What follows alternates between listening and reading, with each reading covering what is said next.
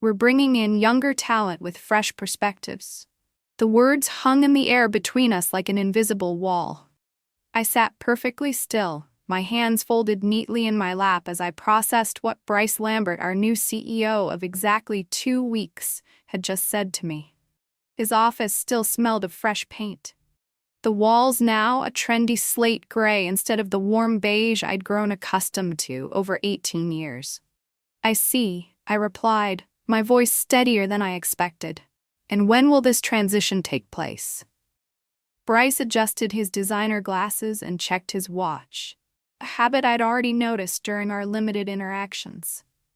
At 34, he was young enough to be my son, with carefully styled hair and the confident demeanor of someone who'd never experienced real failure. "Today will be your last day, Denise. Human Resources has prepared your severance package." He slid a folder across his glass desk. 2 months' salary, standard NDA, the usual formalities. I was 52 years old, a founding senior systems architect who had built Aurora Grid's entire infrastructure from the ground up. When Jake Thornton and I started this company in his basement nearly 2 decades ago, I wrote our first server configurations by hand. I designed every migration plan, coded every backup protocol, and architected the complex redundancy systems that kept our clients' data safe and secure. I didn't just build the IT backbone, I was the backbone. "Of course," I said, taking the folder. "Will there be a transition period? My systems are quite complex, and there's substantial undocumented architecture that might quiz." "We've assessed the situation," Bryce interrupted with a dismissive wave. "The team can reverse engineer anything they need. We're moving to cloud-native solutions anyway. More scalable, more agile." I nodded, suppressing a smile at his buzzword confidence. If he'd bothered to read any of my quarterly reports, he'd know we'd already implemented a hybrid architecture years ago, one specifically designed to protect client data during outages. "I understand. Thank you for the opportunity to have served Aurora Grid for so long." I stood up, extending my hand. "I wish you all the best." Bryce seemed momentarily thrown by my calm acceptance. He'd clearly expected tears, perhaps anger or pleading. Instead, he got a firm handshake and a polite smile. As I walked out of his office, I felt a strange mix of emotions. Sadness for what I was leaving behind, anger at the callousness of my dismissal, but also an odd sense of anticipation. They didn't know what they didn't know. And I had built this system to survive anything except perhaps the arrogance of those who didn't understand it. I cleared out my desk methodically, carefully packing 18 years of memories into a single cardboard box. Family photos, my collection of programming language mugs, and the small plaque Jake had given me on our 10th anniversary. "To Denise, the code whisperer, who makes the impossible possible." Jake had sold his stake 5 years ago when venture capital came knocking. He'd made millions and moved to Arizona, leaving me as the last original employee. He'd called to warn me when he heard about the new CEO.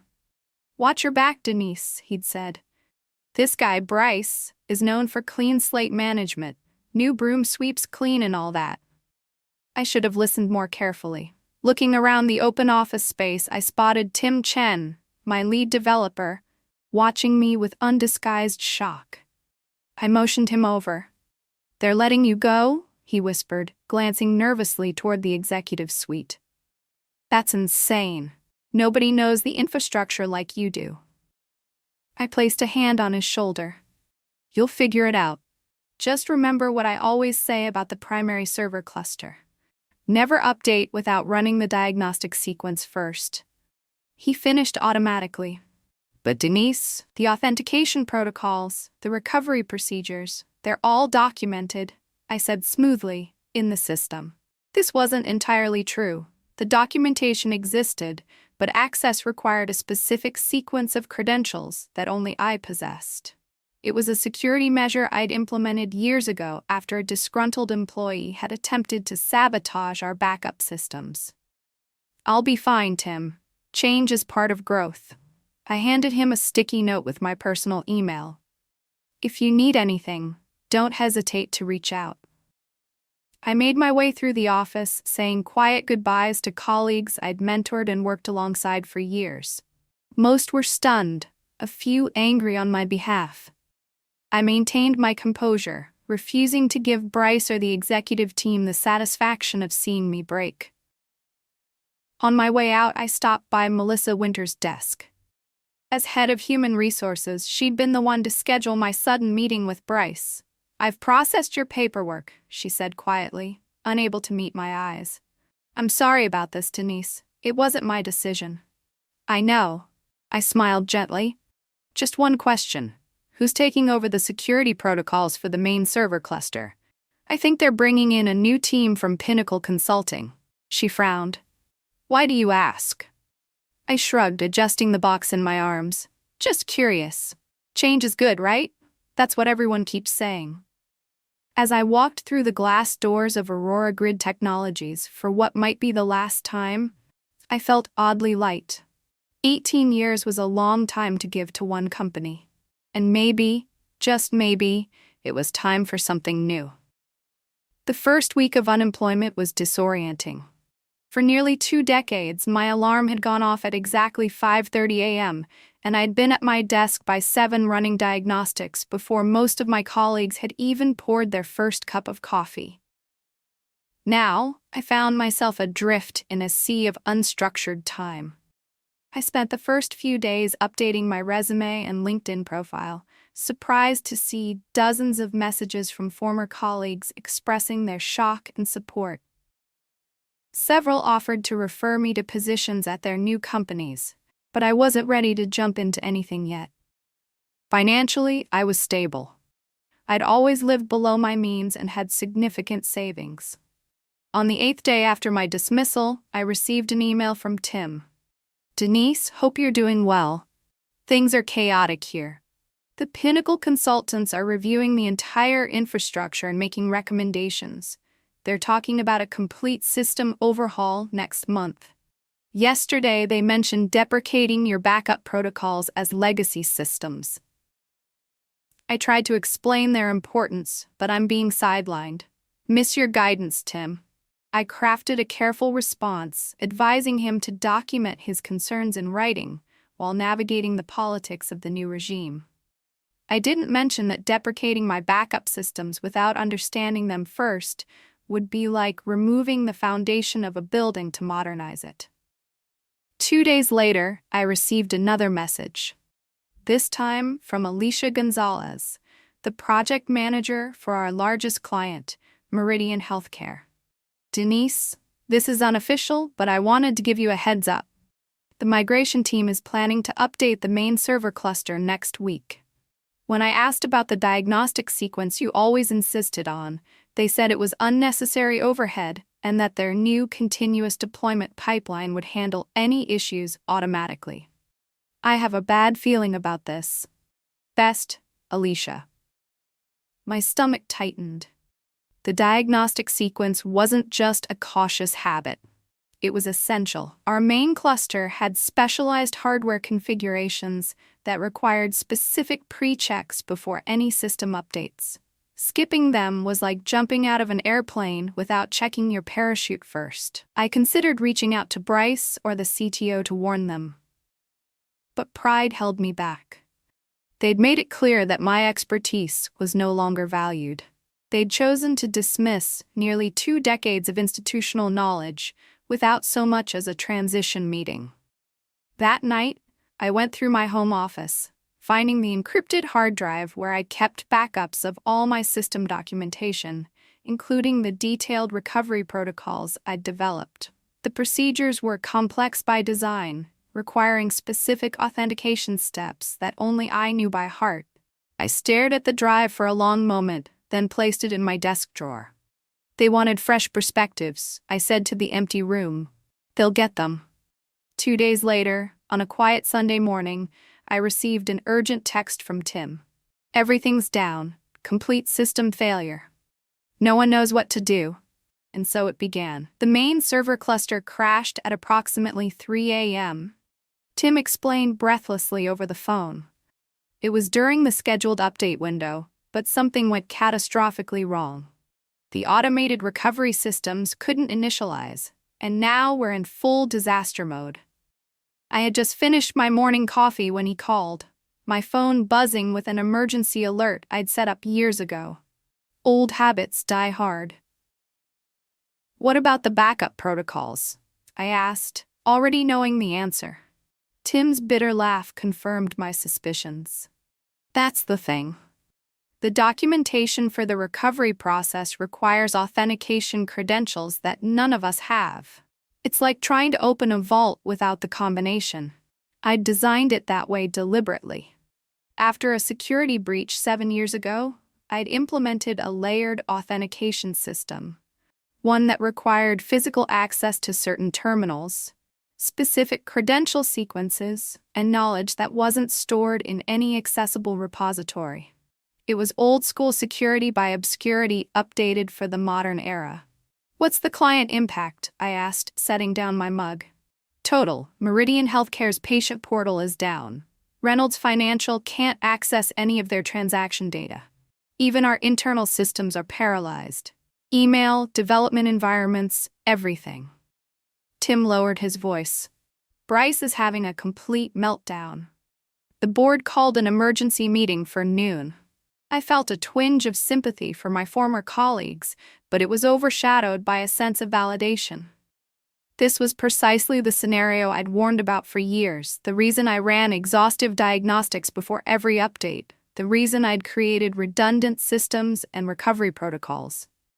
Has anyone reached out to me officially? I asked. Not yet, Tim replied. But they will. No one else understands how to recover from this kind of failure. The Pinnacle consultants are completely out of their depth. As if on cue, my phone beeped with an incoming call. Melissa from HR. I should go, Tim. Keep me posted. I switched calls. Hello, Melissa. Denise, she began, her voice strained. I hope you're doing well. I'm calling because we have a situation at Aurora Grid. I've heard, I replied neutrally. We need your help. The server cluster is down, and we can't access the recovery systems. The technical team suggested that you might be the only person who knows how to resolve this. I remained silent, letting the moment stretch uncomfortably. Denise, are you there? I'm here, Melissa. I'm just surprised to hear from Aurora Grid so soon. I was under the impression that my knowledge was obsolete, that fresh perspectives were what the company needed. To her credit, Melissa didn't attempt to sugarcoat the situation. Things have changed rapidly in the past few hours. Would you be willing to come in and help us resolve this crisis? We would compensate you for your time, of course. I see. And who authorized this outreach? Bryce himself and the board chair, Eleanor Vance. I allowed myself a small smile. I'm not available to come in today, but I can assist remotely. However, I will need to send over a consulting agreement first. My standard rate is $300 per hour, with a minimum engagement of 10 hours. I heard Melissa's sharp intake of breath, 3 times my former hourly compensation. I'll need to get approval for. Of course, I interrupted gently. Take all the time you need. Meanwhile, I suggest implementing the emergency containment protocol to prevent further data corruption. Tim knows the process. After ending the call, I opened my laptop and began drafting a consulting agreement, laying out my terms clearly. 20 minutes later, my email pinged with a message from Eleanor Vance herself. Denise, terms accepted, contract attached with signatures. Please help us resolve this crisis as soon as possible. Eleanor Vance, Board Chair, Aurora Grid Technologies. I signed the agreement, setting it aside with a sense of satisfaction before grabbing my emergency kit and laptop. It was time to rescue the company that no longer needed me. I didn't go to the office. Instead, I set up at my home workspace and established a secure remote connection to Aurora Grid systems. The situation was even worse than Tim had described. The failed update had triggered a cascading failure that corrupted critical system files, and the recovery systems were locked behind multiple authentication barriers that I had designed years ago. My phone rang constantly. First, the CTO, then various team leads, all desperate for immediate solutions. I responded to each with the same calm message. I was working on it, and I would provide updates through official channels only. At 2 p.m., my doorbell rang. To my surprise, Bryce Lambert himself stood on my porch looking considerably less polished than when he'd fired me. His normally perfect hair was disheveled, his expensive shirt wrinkled. "Denise," he said, forcing a smile that didn't reach his eyes. "Thank you for agreeing to help us. I thought it might be more efficient if we worked together in person." I regarded him for a moment, then stepped aside to let him in. "You could have called first." "I tried. You didn't answer." "I was busy trying to save your company." In my home office, I showed him the diagnostic screens displaying the extent of the damage. To his credit, Bryce seemed to grasp the severity of the situation quickly. "How long until we're back online?" he asked, the desperation evident in his voice. "The recovery process has multiple phases," I explained. "Each requires specific authentication and verification steps. If everything goes perfectly, we might have basic services restored by tomorrow morning and full recovery within 48 hours. Bryce paled. 48 hours? That's unacceptable. Our clients should have been informed immediately about the outage and given realistic timeframes for resolution, I finished for him. This isn't a simple reboot, Bryce. Your team attempted a complete system update without running the required diagnostics. They bypassed critical safety protocols that would have prevented this disaster." "Your protocols?" he muttered, a hint of accusation in his tone. "Yes, my protocols. The ones I developed and refined over 18 years to protect the company from exactly this kind of catastrophic failure." I turned to face him fully. "The ones that were dismissed as legacy systems by consultants who've been with the company for less than a month." A flash of anger crossed his face, quickly replaced by pragmatic desperation. "What do you need from me to expedite this process?" "Nothing. I've already initiated the first phase of recovery." I gestured to my screens. "But there's something you should know. The board has reached out to me separately." This caught his attention. "What do you mean?" "Eleanor Vance called me while you were on your way here. The board is concerned about how this situation was allowed to happen.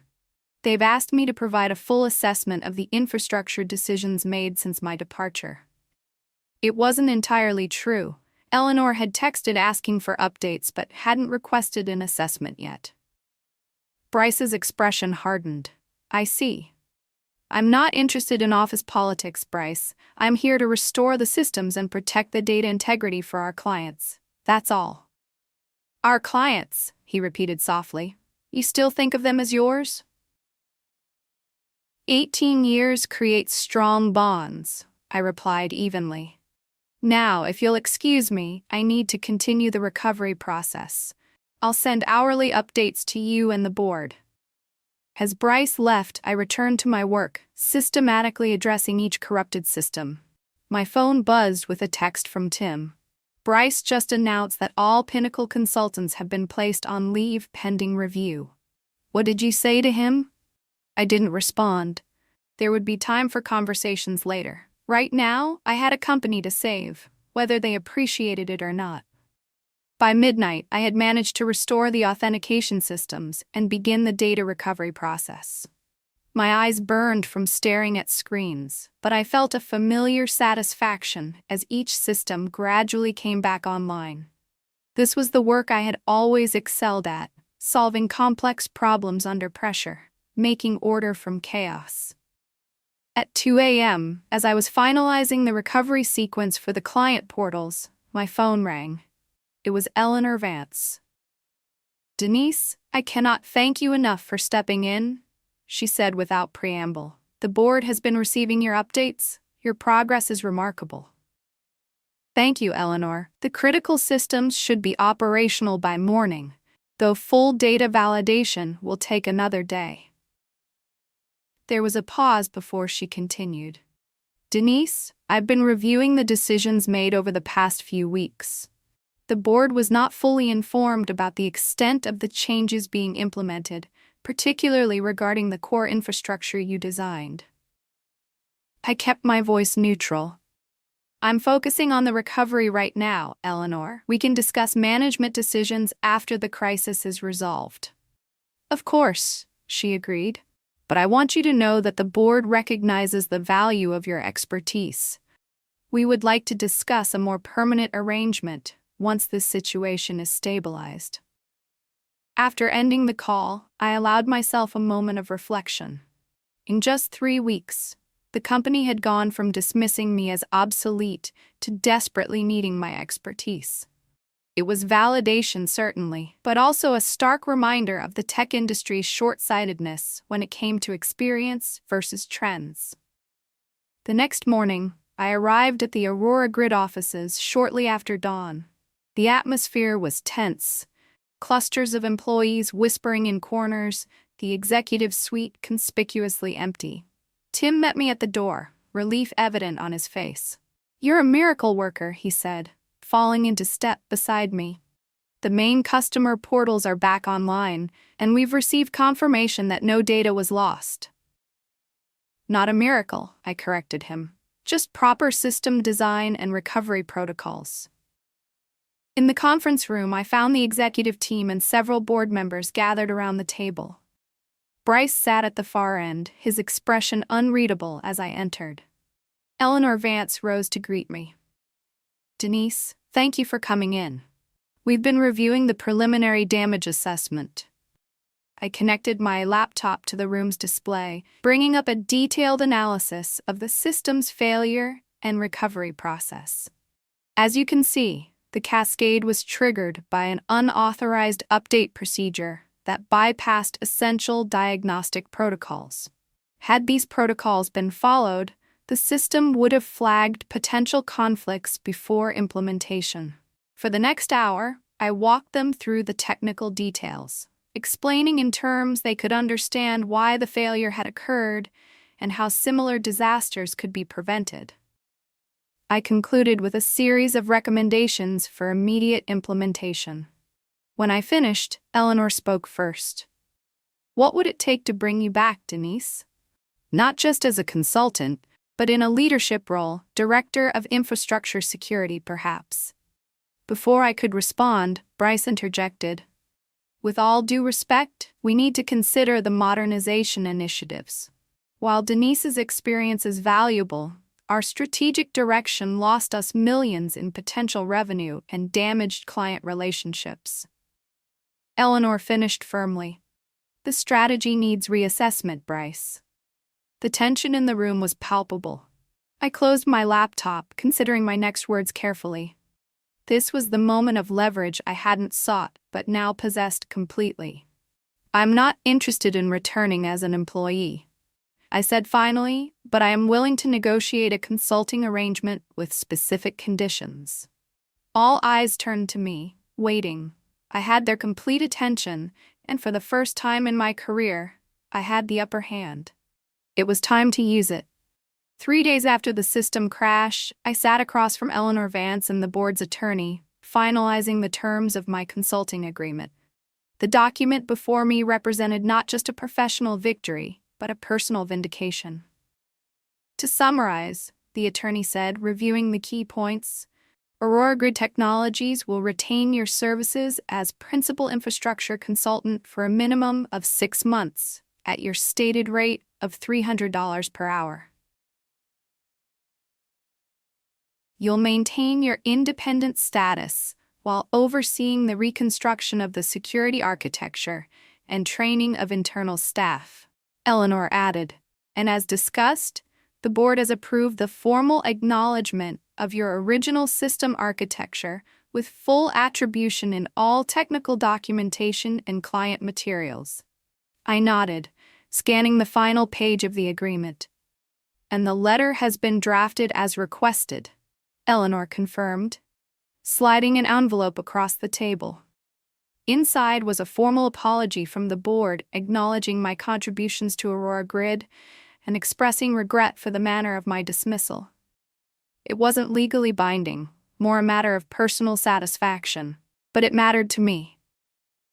"Then we have an agreement," I said, signing the final page. "I'll begin the comprehensive security audit tomorrow." As we concluded the meeting, Eleanor walked me to the elevator.